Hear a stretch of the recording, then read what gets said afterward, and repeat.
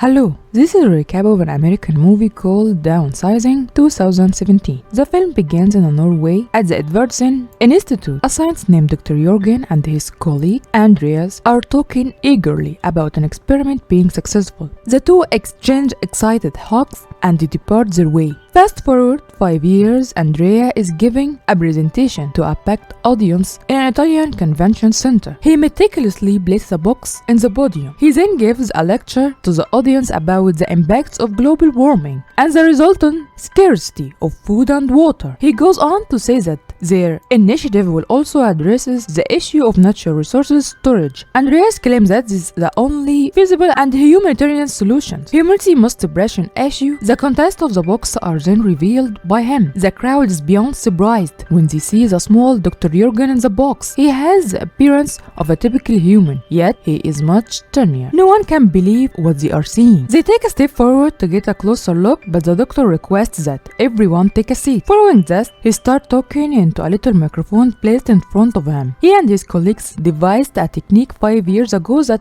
lowers all organic material to a cellular level by a ratio of 2,744 to 1. The process turned a man of 1.8 meters to 12.9 centimeters. The method was tried on a vast number of plants and animals, and the researchers discovered that it's irreversible yet has no negative side effects. After the process was deemed safe, Dr. Jorgen's team required 36 volunteers, along with his wife, who went through the procedure. They have been living as a little people ever since. Only dental and other prosthetic must be removed during the surgery. After an hour or two of being rendered tiny, the individual recovers completely. They then bring out the project's 36 volunteers who are now little humans. They have spent the last 4 years in the world's first tiny colony. They have also given birth to the first tiny baby boy named Trony. Hearing this, the audience applauds gaily. They believe that this is by far the most significant discovery in human history. Following the presentation, the idea of downsizing starts being discussed worldwide. People all across the world are stunned when beautiful ads about the discovery are shown on television. The ads urge everyone to live in the smallest possible way to save the world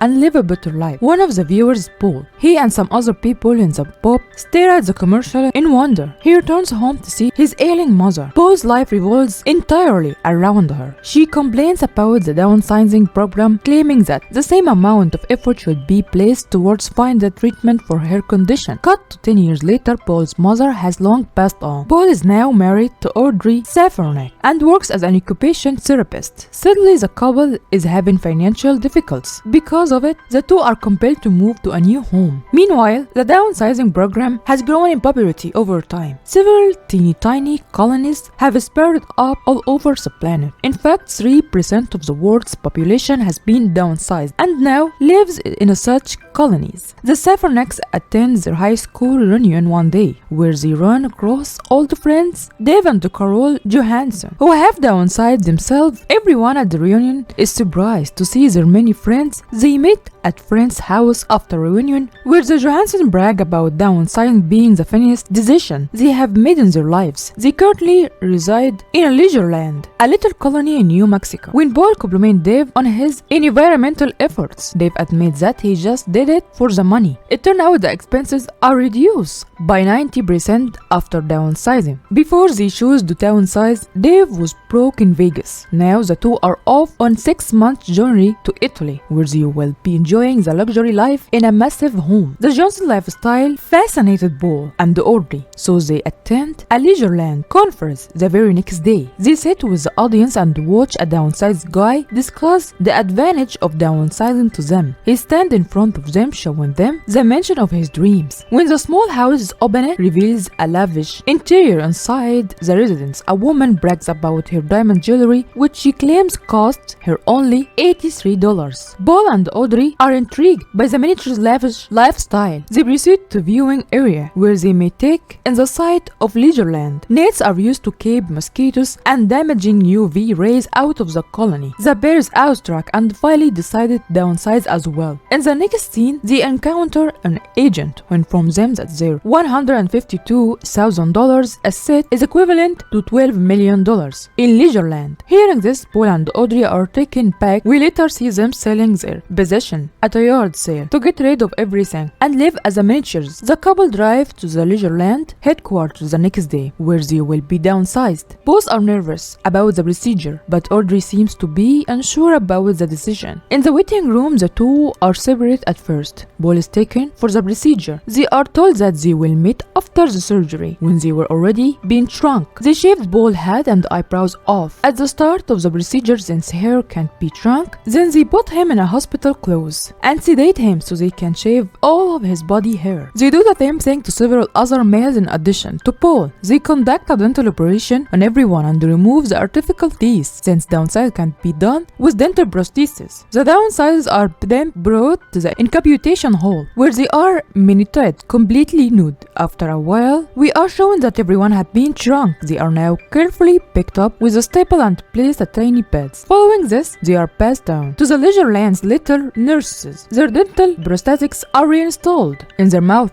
Finally, the procedure is completed, and the people who have been shrunk are sent to rest. Paul is alone in the waiting area. When he wakes up, he is greeted by a nurse who presents him with a large cracker. He inquires about Audrey's location, so the nurses set out to find her. After a while, she comes in with a phone Audrey is on the other end of the line. She hardly informs Paul that her head and eyebrows have been shaved. Then, at the airport, we encounter a bald Audrey with just one eyebrow. Paul is taken aback when he learns that Audrey bolted as they began shaving her brows. She has made the decision not to downsize at the last minute. Through the phone, the two shout at each other. Paul is now alone in the new small city. He is shown to his luxurious house, but he must now live there alone. It's been a year now. Audrey and Paul have divorced, and the latter now lives in a new apartment he had hoped for. A simple existence, but the divorce settlement stripped him of half his assets. He is presently employed at the call center and is dating a woman named Christine. He lives a similarly boring life. They eat their supper in Paul's room. One night, when Dusan, Paul's upstairs neighbor, walks in to tell him he is throwing a party, he apologizes to Paul for the noises and invites him to the party if he is interested. Later, Christine and Paul get on the fight and break up, so Paul decided to go to the Dusan's party. There Paul has time of his life. He kisses a random female and then takes one of her pills. Paul is taken over by the drug and he has a great time for the rest of the night. He wakes up under a table in Dusan's flat. The next morning, soon the cleaning crew show up. One of the workers who limps catches Paul's eyes. Since he is an occupational therapist, he asks her to sit down and helps her with her prosthetic legs. Paul recognizes the worker as Noblan Chon, a Vietnamese political activist who was jailed and downsized against her will. Oplan's story was broadcast worldwide. Then, but eventually, it died down. Although Paul is a physical therapist and not a doctor, Oplan brings him to her neighborhood to check on the resident, even though they are tiny. Paul notices that the location she resides in is a terrible shape. There Paul meets Noplan's roommate, a severely sick Spanish woman. Nope wants him to assist her, but he knows nothing about her condition. He instead helps Noplan with her prosthetic limb, but the fracture in the process as a result of his screw up. Noplan makes him do her cleaning job until her new prosthetic leg arrives. Every day Paul goes to work with Noplan and cleans for her. They are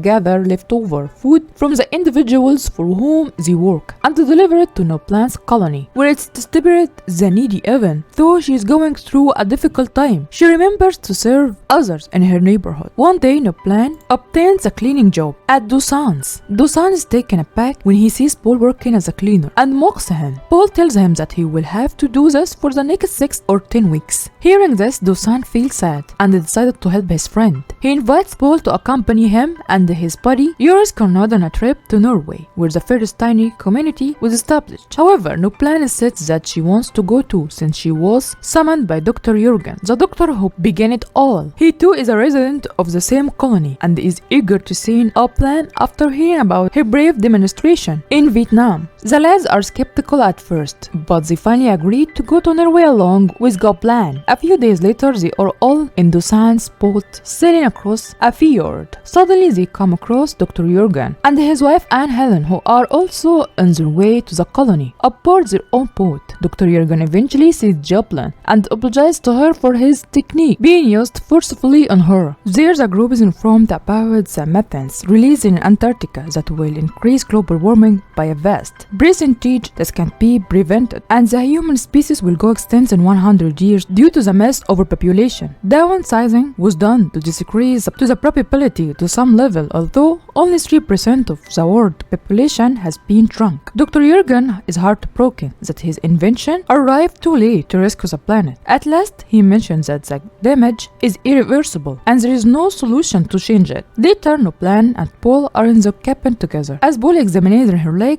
they somehow get close and end up having intercourse. The next morning, the group arrives at the first colony. It's a little community where everyone gets along. They are warmly welcomed by the inhabitants. The place is vastly different from Leisureland because it has no nets overhead and isn't as devolved. The resident claims that no mosquito comes here because of the place being too close to the river. Later at dinner, the group finds out that the residents have built a massive vault inside a mountain to protect the colony and the humanity in the event of extinction. The wild community as well as Dr. Jurgen and his wife are going to enter the vault the next day. Paul, inspired by Dr. Jurgen comments, also wants to join the colony. He has the inspiration that he was sent here for, cause as a result, when Yelp asks him to return with her, he refuses. Meanwhile, Dusana and Jersey also make their way back to their house in Leisureland. In the next scene, just a few hours, we left till everyone migrates to the village. Nob asks Paul if he made love with her because he baited her, or if he actually cares about her. Paul responds that he cares about her, but the vault provides him meaning in his life. When the moment comes, Paul says his goodbyes and enters the vault, leaving the other three outside. However, he changes his mind halfway through, deciding that he loves Nob too much to leave for the violet. Wasting no time, he returns and embraces her. Meanwhile, the violet's door closes to never open again. In the last scene of the movie, Nob and Paul live together and aid the people in Yop's neighborhood.